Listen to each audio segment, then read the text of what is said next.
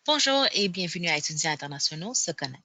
Je m'appelle Nawara et je suis la coordinatrice bilingue de ce projet. Je suis une employée à Costi Immigrant Services et notre bureau est situé à Toronto. Ce webinaire est intitulé Bienvenue en Ontario, au Canada, et je vais vous guider à travers ce webinaire. Aujourd'hui, on va apprendre à connaître le Canada et l'Ontario, la culture canadienne habitée en Ontario et finalement les ressources du projet Étudiants internationaux se connectent. Dans cette section, on va apprendre les provinces et les territoires du Canada, sa population et son histoire. Le Canada est le deuxième plus grand pays au monde. Trois océans bordent les frontières du Canada, donc l'océan Pacifique à l'ouest, l'océan Atlantique à l'est et l'océan Arctique au nord. Le Canada est constitué de 5 régions, donc l'Atlantique, le central, les prairies, le côte ouest et le nord. Il compte 10 provinces, l'Alberta, la Colombie-Britannique, l'île du Prince-Édouard, le Manitoba, le Nouveau-Brunswick, la Nouvelle-Écosse, l'Ontario, le Québec, la Saskatchewan et Terre-Neuve et Labrador, ainsi que 3 territoires fédéraux, les territoires du Nord-Ouest, le Nunavut et le Yukon. L'Ottawa, situé sur la rivière des Outaouais, a été choisi comme capitale en 1857 par la reine Victoria, qui est l'arrière-arrière-grand-mère de la reine Élisabeth II. Aujourd'hui, c'est la quatrième plus grande région métropolitaine du Canada. L'Ontario est situé dans ce qui est considéré comme le centre du Canada. La plupart des gens vivent dans la partie sud de la province. Le nom de nombreuses localités de l'Ontario reflète la riche histoire et l'important héritage légué par les Autochtones. Le mot Ontario, d'origine iroquoise, signifie beau lac ou eau pétillante. L'Ontario a la population la plus élevée de toutes les provinces du Canada, soit environ 13,5 millions de personnes qui y vivent. En fait, plus du tiers de la population canadienne vit en Ontario. La capitale de l'Ontario est Toronto, la plus grande ville au Canada avec à peu près 2,7 millions d'habitants, et c'est la quatrième plus grande ville en Amérique du Nord. L'Ontario abrite également Ottawa, la capitale du Canada. L'Ontario est une province diversifiée qui compte une économie vaste et complexe. Il y a beaucoup de types de possibilités d'emploi ici. Près de la moitié des immigrants qui viennent au Canada choisissent l'Ontario comme destination. Les peuples fondateurs. Les 3 peuples fondateurs du Canada sont les Autochtones, les Français et les Britanniques. Les peuples autochtones du Canada comprennent 3 groupes principaux, donc les Premières Nations, les Inuits et les Métis. Les Européens sont arrivés au Canada au 16e siècle, d'abord les Français, puis les colons anglophones de Grande-Bretagne et d'Irlande. Depuis qu'il est devenu un pays en 1867, le Canada a accueilli des gens de partout dans le monde, ce qui fait de nous une société multiculturelle. Aujourd'hui, environ 20% des Canadiens sont nés à l'extérieur du Canada. La population du Canada est plus de environ 37 millions d'habitants. Les niveaux du gouvernement. Il y a 3 niveaux du gouvernement au Canada. Tout le monde a un représentant des 3 niveaux du gouvernement à qui il peut s'adresser avec des préoccupations. Donc, au niveau fédéral ou national, notre premier ministre est Justin Trudeau. Ce niveau de gouvernement traite des domaines de droit et des questions qui touchent généralement l'ensemble du pays. C'est à ce niveau que le premier ministre du Canada est classé dans sa catégorie. Au niveau fédéral, nous appelons les représentants des députés. Au niveau provincial, notre première ministre de l'Ontario en ce moment est Doug Ford. Dans chacune des 10 provinces du Canada, le gouvernement provincial est responsable de domaines comme l'éducation, les soins de santé, certaines ressources naturelles et les règlements routiers. Parfois, le gouvernement provincial partage la responsabilité avec le gouvernement fédéral. Le gouvernement fédéral donne des responsabilités aux gouvernements provinciaux. Nous appelons nos représentants les députés provinciaux ou les députés du Parlement provincial. Ensuite, l'administration municipale, notre maire en ce moment de l'Ontario est John Tory.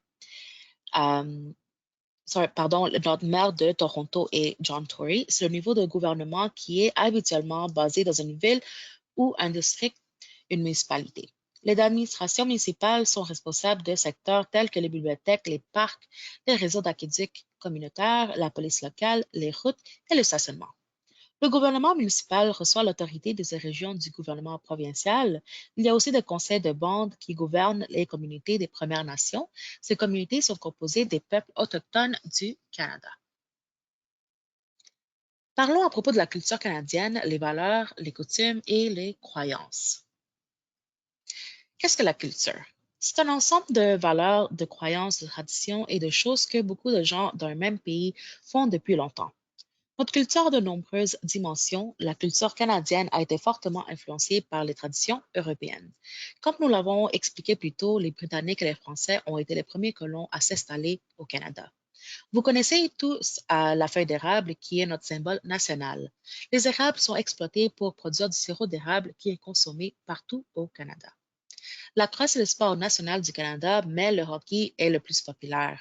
Les tambours sur le côté représentent les peuples autochtones, qui ont été les premiers peuples du Canada. Nous avons donc un mélange de cultures européennes et autochtones, ainsi que les mélanges colorés de tous les immigrants du Canada. La culture canadienne et l'étiquette. La langue. Bien que 67,1% environ des Canadiens parlent anglais et 21,5% environ parlent français, qui sont les langues officielles canadiennes, vous entendrez beaucoup d'autres langues parlées dans toute la province de l'Ontario. Les 5 langues non officielles les plus courantes sont le chinois, le punjabi, l'espagnol, l'italien et l'arabe. Le travail du gouvernement provincial se fait en anglais, mais les services peuvent être offerts en français sur demande. La culture et diversité. Le Canada est culturellement diversifié depuis les années 1800, lorsqu'il a été invité des gens de partout dans le monde à s'y s'installer. Les gens sont encouragés à conserver leurs coutumes et leur culture pour être respectueux de la culture de tous les autres. Ce facteur de respect est la façon dont nous sommes en mesure de coexister en paix. Même si nous venons de nombreuses nations, euh, c'est un facteur de respect dont la façon on existe en paix, en harmonie avec l'un l'autre. Le style de communication. Il existe des styles de communication de base qui sont assez standards dans tous les pays.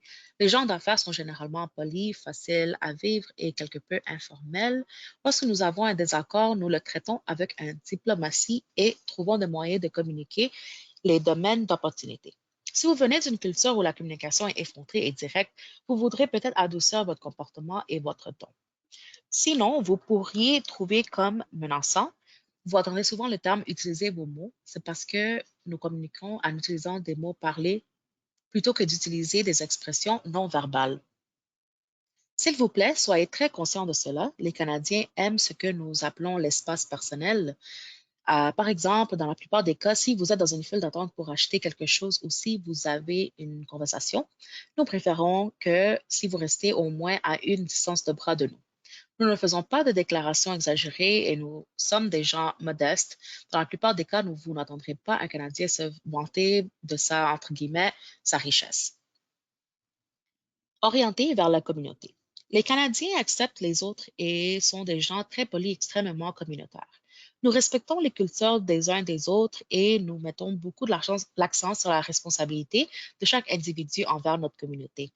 Cela signifie que nous valorisons le bénévolat, le partage avec notre prochain et nous aspirons à nous entraider toujours. La réunion et salutations.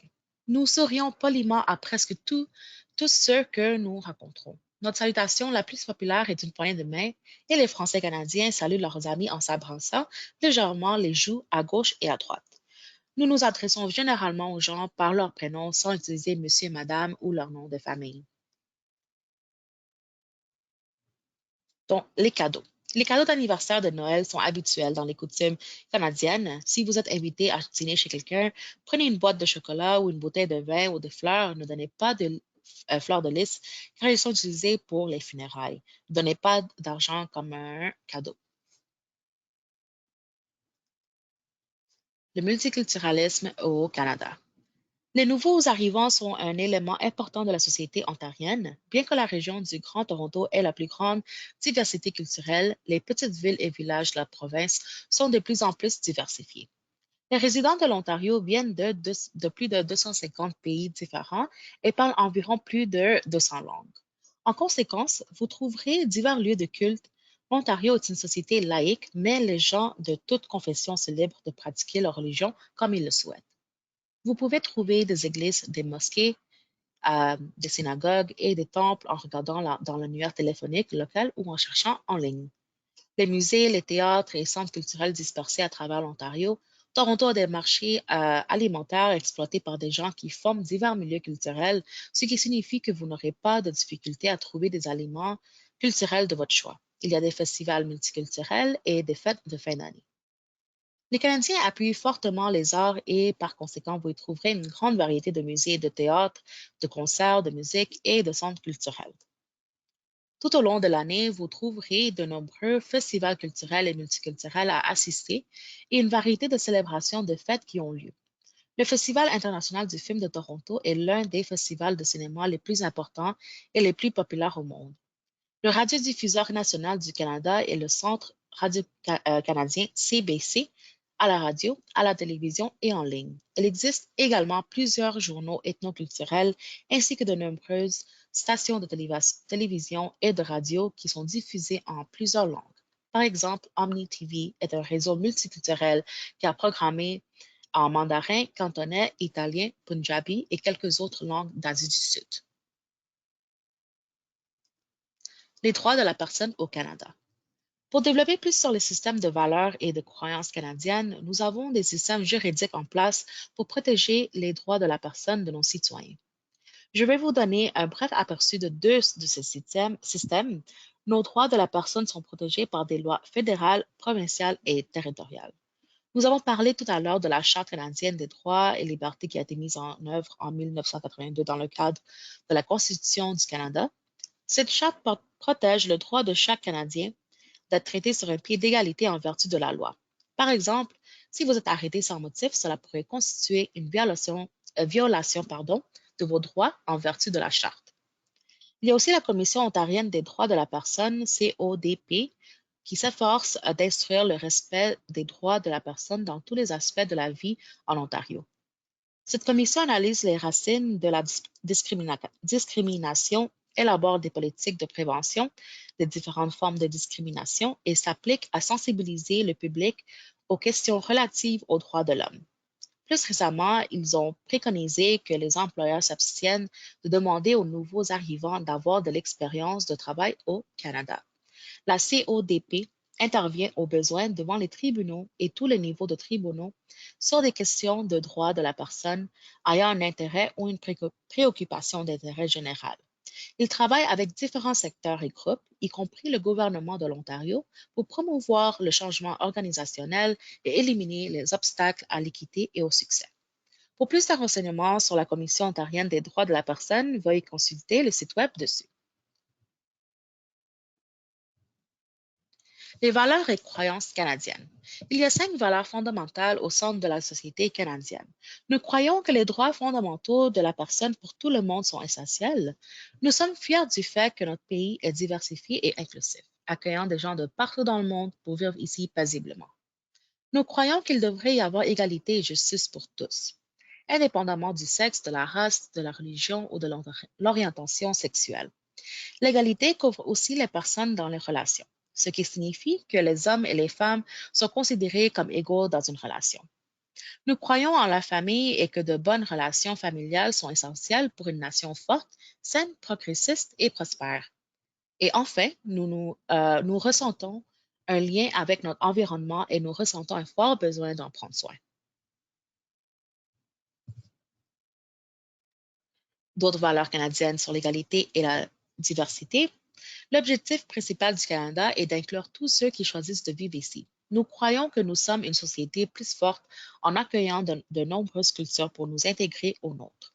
Notre Charte canadienne des droits et libertés reconnaît que les hommes et les femmes sont égaux, que toutes les personnes, quelle que soit leur origine ou leur orientation sexuelle, seront protégées par les mêmes lois, bénéficieront des mêmes services, assumeront les mêmes responsabilités et profiter des mêmes possibilités. Nous défendons les droits et libertés des communautés lesbiennes, gays, bisexuelles, transgenres et queer, car nous croyons que tous les peuples sont égaux et c'est ce qui fait de notre pays un si bel endroit où vivre. Il est important pour les Canadiens d'offrir un accès égal à tous, y compris aux personnes handicapées. Quand nous parlons de handicap, nous parlons de conditions différentes. Certaines sont visibles et d'autres ne le sont pas. En Ontario, nous avons mis en place des systèmes pour que les personnes handicapées aient le même accès que tout le monde aux possibilités d'emploi, à l'éducation, à l'information, aux services à la clientèle, au transport et aux espaces publics. Nous accueillons de nouveaux arrivants de toutes les cultures et religions. Vous trouverez divers lieux de culte au sein de la communauté où vous choisissez de résider, de résider une fois que vous arrivez au Canada. Les Canadiens croient en l'égalité et la justice pour tous. Les ressources. Trouvez les centres de loisirs de votre campus et renseignez-vous sur ce qu'ils ont à offrir. Assurez-vous de connaître vos services de soutien sur le campus, par exemple les conseillers en orientation et tout autre service de soutien. Trouvez la bibliothèque de l'école, ils ont beaucoup de ressources précieuses et c'est un endroit idéal pour trouver un endroit tranquille pour étudier et aussi compléter vos ressources. Il y a beaucoup de clubs étudiants sur et en dehors de campus. Essayez d'être engagé de sorte que vous puissiez développer un groupe de réseau fort. Ceci vous aidera à trouver un travail et également plus tard, si vous décidez de rester au Canada, il vous aidera à intégrer et à s'installer. Vivre en Ontario. Si vous assistez à ce webinaire, je suis sûre que vous avez de l'information sur la météo canadienne. Notre configuration du temps change assez souvent et en tant que tel, nous aimons parler de la météo. En fait, la météo est le meilleur sujet de brise-glace que vous pouvez utiliser pour commencer une conversation avec un étranger au Canada. En Ontario, il y a 4 saisons indistinctes et nous bénéficions d'un temps modéré pendant la majeure partie de l'année. Les mois d'été sont nos mois les plus chauds. Pendant ces mois, vous pouvez porter des pantalons courts, des t-shirts, des jupes courtes, des robes légères et des sandales. Puis vient l'automne. Pendant ce temps, nous commençons à introduire des chandails légers, des vestes légers, la plupart du temps des pantalons longs et des bottes légers. J'adore l'automne puisque la température est parfaite, pas trop chaud ni trop froid et cette saison me donne l'occasion pour porter des manteaux légers et des petites bottines pour compléter mon habit. Notre saison d'hiver peut avoir des jours très froids, mais si habillé de façon appropriée, vous pouvez profiter de cette saison autant que les autres. Vous pouvez faire des activités hivernales comme la luge, le ski et le patinage sur glace. La saison printanière a tendance à être courte et c'est une belle période de l'année où toutes les plantes commencent à jaillir du sol et les fleurs commencent à fleurir. J'aime aussi le printemps. J'aime voir l'herbe verte et les belles fleurs et c'est généralement le moment où nous obtenons quelques jours chauds. Cela nous rappelle que l'été et la chaleur arrivent très, très, très bientôt. Vous devez faire attention à vérifier la météo souvent au cours de cette saison. Un jour, il peut être très chaud et refroidir le lendemain. Une fois que vous arrivez, vous développerez l'attitude de vérifier la météo chaque jour. Les précipitations sont fréquentes tout au long de l'année, avec de la pluie au printemps, en été et en automne, et de la neige en hiver. Les activités saisonnières. Ces symboles représentent certaines des activités dont jouissent les Canadiens au cours de saisons précises. Les symboles ici sont universels pour les activités en Ontario. Ici, vous voyez quelques-unes des activités qui ont lieu au cours des 4 saisons. Ces symboles peuvent être vus le long des autoroutes ou des zones où ces activités sont appréciées. Profiter du plein air est une partie importante de la vie en Ontario tout au long de l'année. Comme vous pouvez le voir, nous avons des activités de plein air indépendamment des saisons. Chaque saison apporte une nouvelle occasion de sortir et de vous amuser.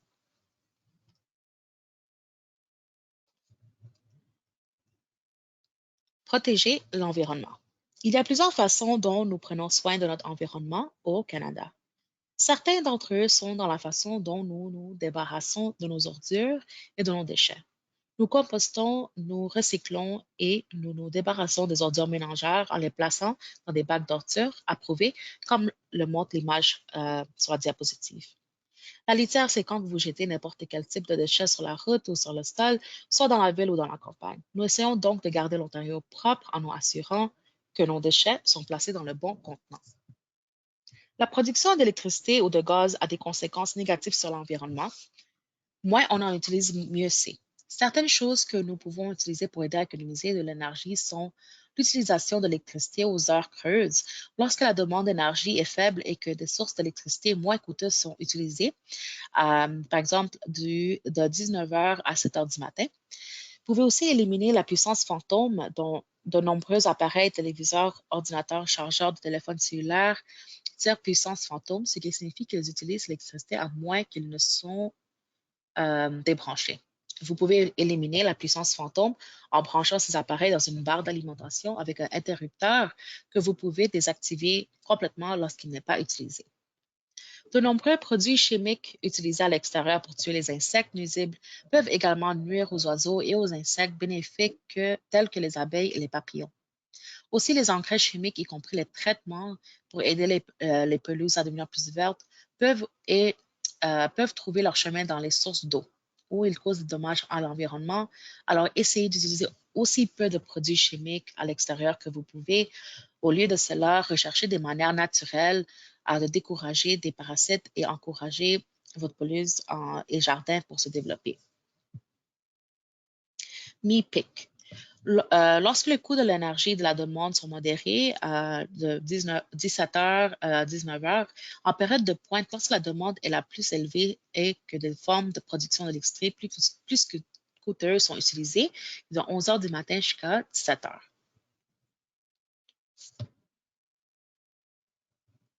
La vie dans le campus. Vous pouvez travailler sur le campus de l'établissement où vous étudiez sans permis de travail si vous êtes un étudiant à temps plein à un établissement postsecondaire public comme un collège, une université ou un collège d'enseignement général et professionnel cégep au Québec ou un établissement d'enseignement postsecondaire privé qui fonctionne selon les mêmes règles et règlements qu'un établissement public et qui reçoit au moins 50 de son financement pour ses activités globales grâce à des subventions gouvernementales.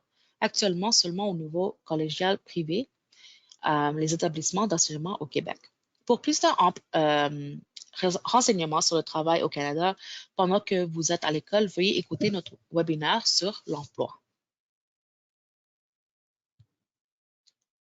Vivre et travailler en Ontario. Une considération importante est également la situation économique de la région dans laquelle vous aimeriez vivre. Pour régler votre famille des décisions très importantes à prendre. Examinons quelques questions que vous devriez poser lorsque vous examinez la situation économique de n'importe quel secteur. Combien coûte-t-il d'y vivre? Y a-t-il des possibilités d'emploi pour moi dans ce domaine? À quel type d'emploi ou de salaire puis-je m'attendre si j'habite là-bas? En tant que nouveau arrivant au début, vous devrez peut-être prendre un emploi avec un salaire inférieur pendant que vous vous établissez des liens ou acquérir de l'expérience dans la main-d'œuvre canadienne ou peut-être améliorer vos compétences linguistiques. Cependant, vous n'êtes pas seul, il y a de l'aide pendant ce temps. Les services gouvernementaux et d'établissements ainsi que les entreprises essayent de vous faciliter la tâche pour trouver le bon emploi. Pour ce faire, ils offrent des programmes et des services de recherche d'emploi, du soutien à la formation pertinente et des programmes de formation aux besoins. Faire des connexions avec la communauté. Étant donné que l'Ontario est une société diversifiée, il y a probablement une communauté de gens de votre pays d'origine. Il se peut que vous ayez de la famille ou des amis qui vivent déjà en Ontario. Les différentes communautés culturelles de l'Ontario peuvent souvent offrir un soutien aux nouveaux arrivants. Il est très courant que les groupes d'immigrants s'installent aux mêmes endroits ensemble lorsqu'ils s'adaptent pour la première fois à la vie en Ontario. Cependant, les nouveaux arrivants doivent souvent louer un petit appartement ou une maison à leur arrivée. Vos liens familiaux peuvent, euh, Vos liens familiaux peuvent vivre dans une région qui n'a pas un tel logement, même si vous ne pouvez pas vivre dans le même quartier que votre famille déjà en Ontario, la même ville ou la même région peut être encore un bon choix. Donc, même si vous ne pouvez pas vivre dans le même bâtiment que votre famille, mais déménager dans la même ville, dans la même région que votre famille, ça serait bien pour avoir des liens familiaux. Les services d'aide à l'établissement. Les services sont confidentiels, sont sans frais et disponibles dans de nombreuses langues. Communiquez avec une agence d'établissement dans votre région. Vous pouvez visiter notre site Web pour identifier certains organismes qui pourraient éventuellement travailler avec votre établissement d'enseignement. Un travailleur de l'établissement peut vous aider en vous donnant de l'information et de l'orientation sur de nombreux services communautaires et gouvernementaux différents. Vous pouvez poser des questions sur le logement, les soins de santé, la formation linguistique, la façon de trouver un emploi et de nombreux autres services disponibles. Certains des services peuvent ne pas être disponibles pour vous, mais vous pouvez avoir un conjoint qui bénéficiera des services offerts par les organismes. Les gouvernements du Canada et de l'Ontario financent ces organismes afin qu'ils offrent des services d'établissement aux nouveaux arrivants partout en Ontario. Maintenant, parlons à propos des ressources du projet Étudiants internationaux se connectent. Pour ce projet, il y a plusieurs ressources disponibles pour vous. On a un site Internet, un livret, un guide, des fiches informations, des plans de transition, des webinaires comme celui-ci, et nous offrons des séances créant des connexions et des séances individuelles avec l'aide de nos partenaires. Vous pouvez aussi créer un plan de transition sur notre site Web. Visitez notre site Web pour préparer un plan de transition. Cela va vous aider à garder une trace de toutes vos tâches que vous devez accomplir. Par exemple, si vous avez besoin de avoir votre carte de santé de l'Ontario, donc vous pouvez écrire toutes vos tâches et faire une liste de tous vos documents que vous avez besoin pour que ça va vous permettre à compléter votre tâche à temps et cela vous rappeler de quels documents vous avez besoin pour aller compléter cette tâche. Le projet Les étudiants internationaux se connectent. Parlons un peu à propos de ce projet. Le ministère des Services à l'enfance et des services sociaux et communautaires de l'Ontario finance le projet Étudiants internationaux se connectent afin d'offrir des mesures de soutien aux étudiants internationaux et à leurs familles. Costi Immigrant Services est un organisme multiculturel à vocation communautaire qui sert chaque année plus de 39 000 clients dans ses 17 bureaux situés dans la région du Grand Toronto. Costi coordonne ce projet pour l'ensemble de l'Ontario. Si vous avez des questions et voulez avoir plus de renseignements sur Costi, vous pouvez visiter notre site web qui est le www.costi.org.